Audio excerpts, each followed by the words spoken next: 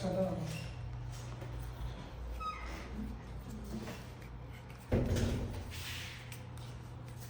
কি রে ভাই, কি হয়েছে এটার? ভাই মেশিনটা রাখলাম, ভালো মেশিনটা কালকে এটা তো রাখলাম, কয়দিন আগে কিনছে, নতুন machine। চলতেছে না।